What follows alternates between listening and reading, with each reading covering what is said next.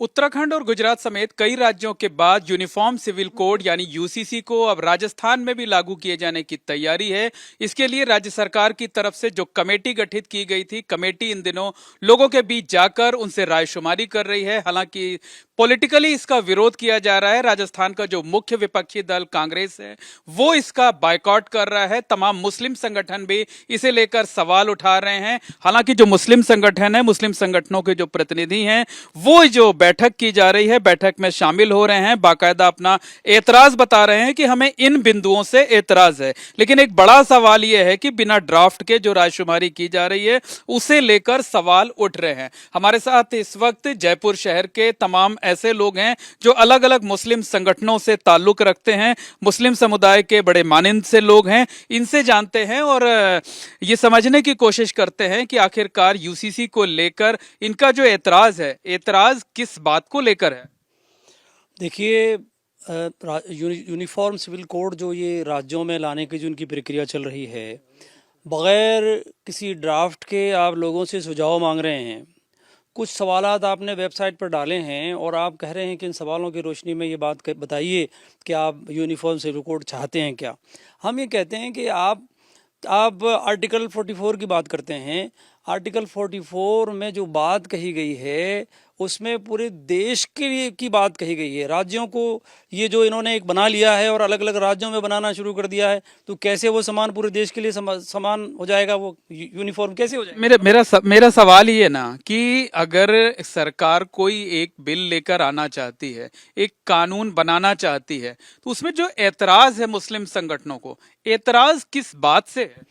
एतराज़ ये है, पहली बात का एतराज़ तो ये है कि ये अनकॉन्स्टिट्यूशनल है, संविधान के खिलाफ है।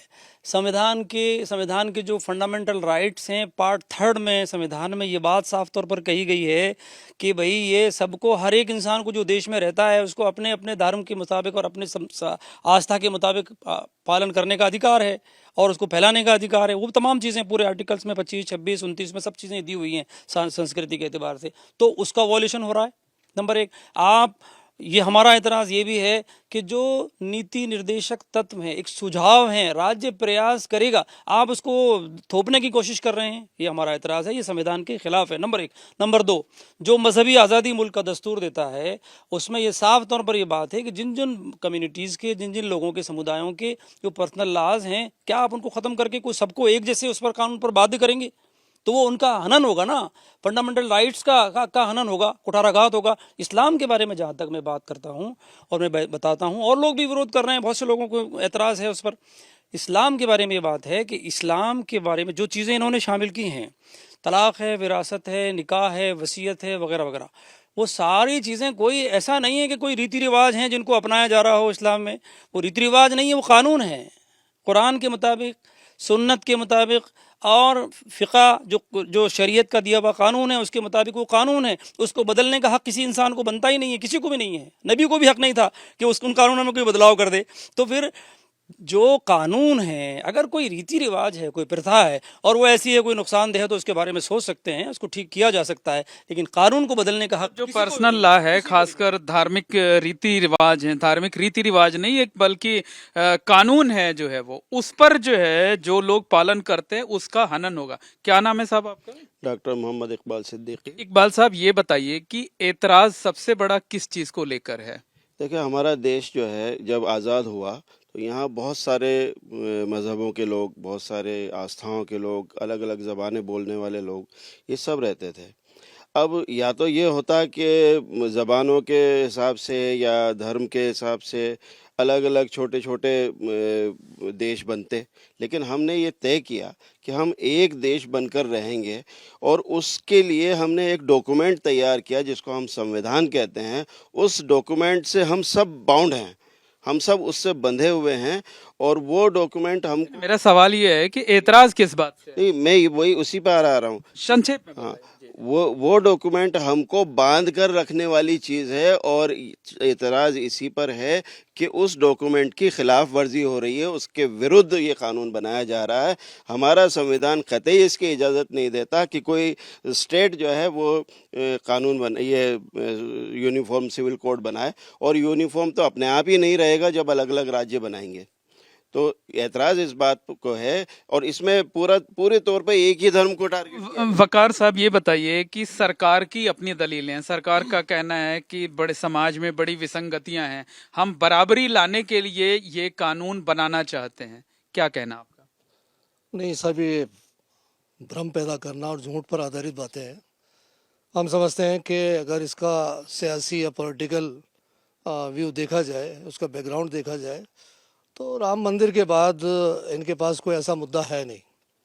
तो इसी तरह के मुद्दे ये पैदा करते हैं ताकि वापस ये रिपीट होते रहें, गवर्नमेंट बनाते रहें और आपस में वैमनस्य की भाव का मामला पैदा करें, नफरतें पैदा करें और हिंदू मुस्लिम करके ये इस तरह की बातें करते हैं ताकि ये वापस रिपीट होते रहे। मेरा अब मानना आपका कहना है कि यूसीसी तो एक बहाना है, असली मकसद सियासी रोटियां जो है वो सेकना है, सियासत चमकाना है। आप सहमत हैं इनकी बात से? बिल्कुल मैं सहमत हूँ इनकी बात से कि सियासत चमकाने के लिए ही किया जा रहा है।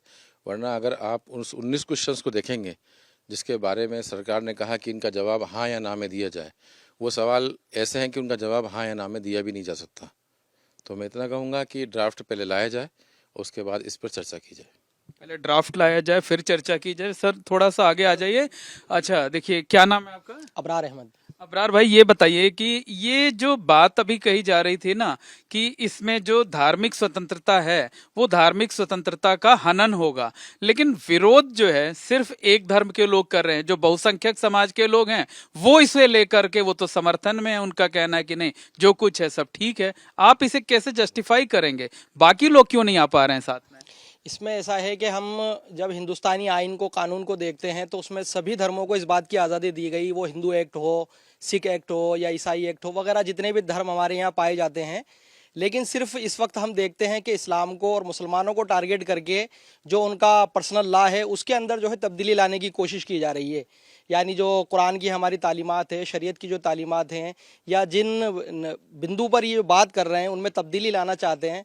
तो हमारा कहना ये है, गवर्नमेंट से भी कहना है कि पूरे मुल्क के अंदर एक तरह का कानून आप बना ही नहीं सकते धर्मों के हिसाब से, क्योंकि हर धर्म के लोगों को अपने धर्म के एतबार से जीने। गवर्नमेंट ये कह रही, देखिए ये कानून गुजरात में लागू है, गोवा में तो वो पुर्तगाली कानून पहले से लागू है, उत्तराखंड में लागू। उनका कहना है आप अपनी रीति रिवाज के मुताबिक, अपनी परंपरा के मुताबिक अपने काम करिए। आप निकाह करना है, 7 फेरे लेना, जो करना हो करिए। हम चाहते हैं कि शादी जो है वो तब जो है वो मानी जाएगी लीगल तौर पे जब आप उसका कोर्ट में रजिस्ट्रेशन कराते हैं, उसमें एतराज नहीं होना चाहिए। देखिए, जहाँ तक शादी की बात आपने टच की है, निकाह होने के बाद भी वक्फ बोर्ड के अंदर रजिस्ट्रेशन होता है, उसमें कोई प्रॉब्लम नहीं है। यूनिफॉर्म सिविल कोड की ज़रूरत क्या है ये डिफाइन होना चाहिए। इसका एतराज़ तो बाद में होगा, सबसे पहले क्यों लाया जा रहा है, क्या ज़रूरत बन गई है ऐसी। अच्छा, यूनिफॉर्म सिविल कोड का मतलब क्या है? यूनिफॉर्म सिविल कोड से आप Hindu succession and marriage act को जो है ख़त्म करेंगे, अबॉलिश करके यूनिफॉर्म सिविल कोड में ला देंगे। ट्राइबल राइट्स को ख़त्म करके उसको यूनिफॉर्म सिविल कोड में डाल देंगे? नहीं डालेंगे।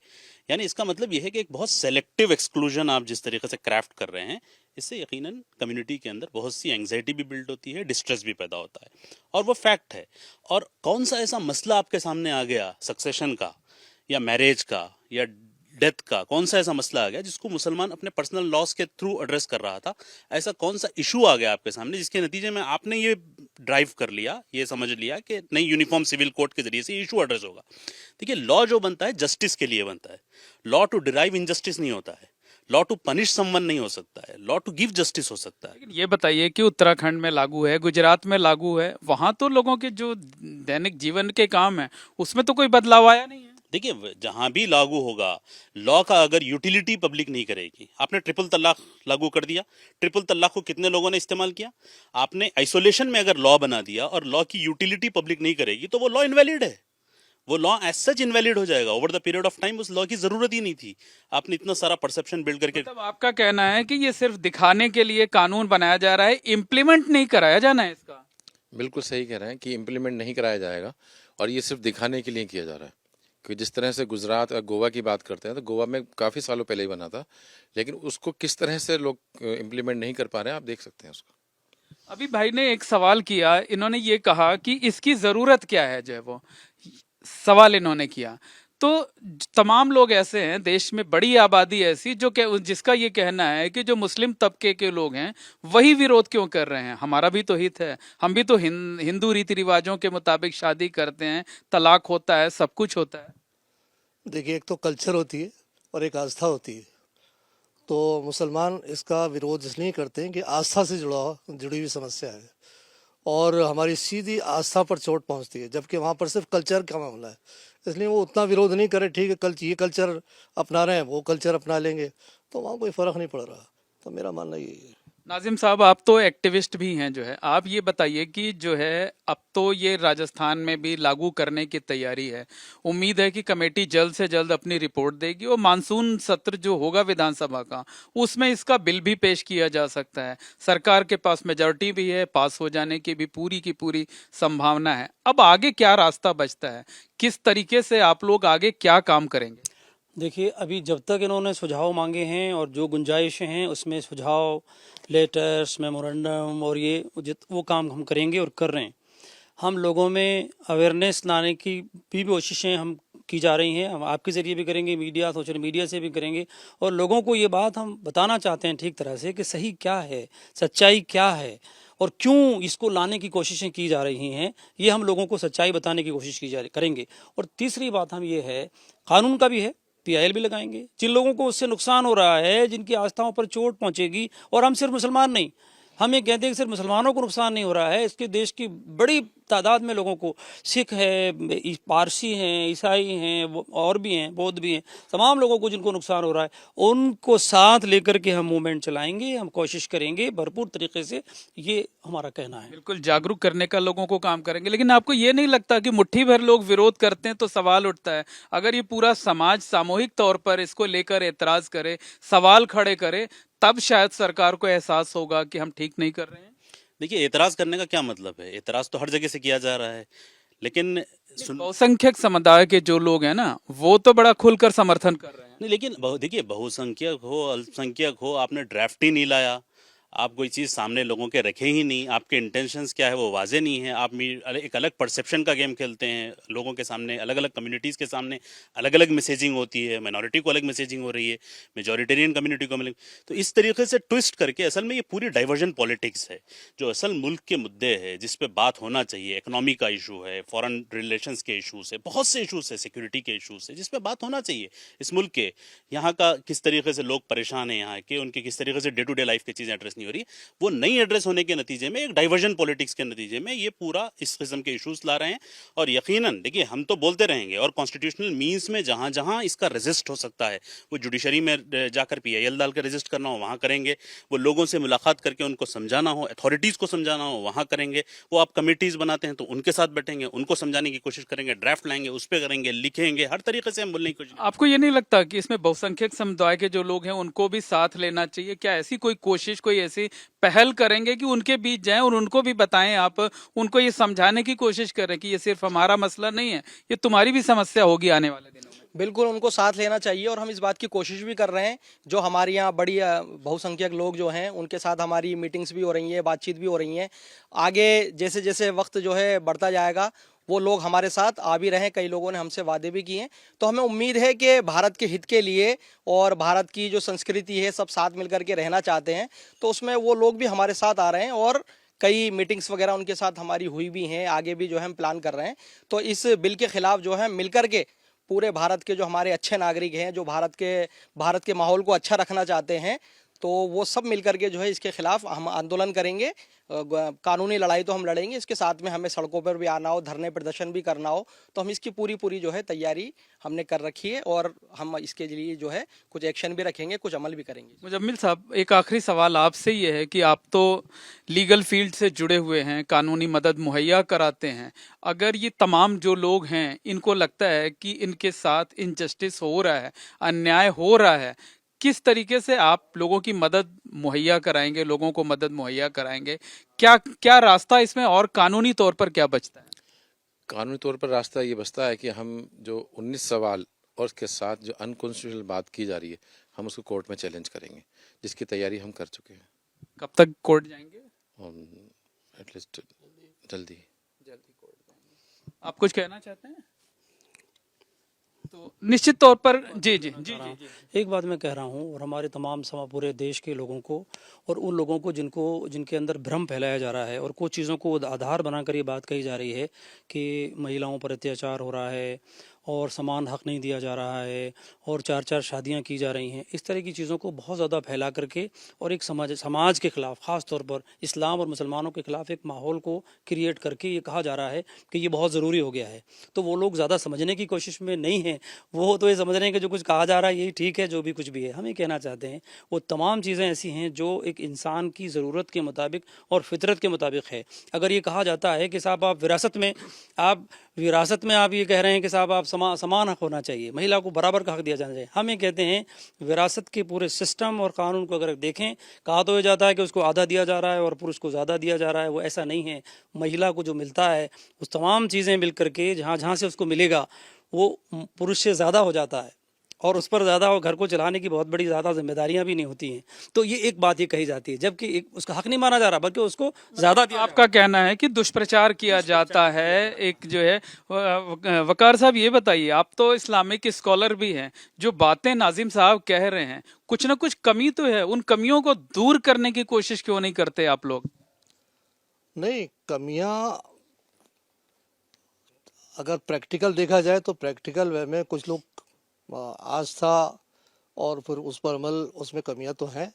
अमल में, आस्था में नहीं बल्कि अमल में है, और वो उसका अपना निजी मामला होता है। जो भी इस तरह का अमल करता है उसका निजी मामला होता है। समाज में कोई भी, अब एक मुसलमान शराब पीता है तो वो आस्था या इस्लाम पर अमल करने से संबंधित नहीं होता।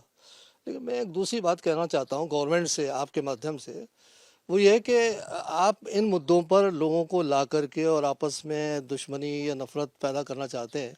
आप देश के अंदर बहुत सारी समस्याएं हैं। यहाँ पर शिक्षा पर ध्यान दीजिए आप। नीट के पेपर आउट हो रहे हैं, लोग नौजवान बेरोज़गार हैं और महंगाई बढ़ती जा रही है। आप इस पर ध्यान क्यों नहीं देते? असल जो मुद्दे हैं ना देश के, जिनसे नागरिकों को बहुत फ़ायदा होने वाला है, उन पर ध्यान दीजिए आप। इन मुद्दों को छोड़िए। जो संविधान ने जिसका अधिकार जिसको दिया है वो उस अधिकार के तहत अपना काम करता रहे और अपने कर्तव्यों का भी निभा करता रहे। तो निश्चित तौर पर कहा जा सकता है कि जो मुस्लिम संगठनों के लोग हैं उनका साफ तौर पर कहना है कि यूनिफॉर्म सिविल कोड की कोई जरूरत ही नहीं है, ये गैर जरूरी है और जरूरी जो बुनियादी मुद्दे हैं उनसे ध्यान भटकाने की कोशिश है और इसमें जो पर्सनल लॉज हैं उनको नुकसान होगा और इसलिए वो इसका विरोध कर रहे हैं, उस पर अपना एतराज जता रहे हैं और जरूरत पड़ने पर अदालत का दरवाजा भी खटखटाएंगे। कैमरामैन गोविंद साहू के साथ मोहम्मद मोइन, एबीपी न्यूज, जयपुर।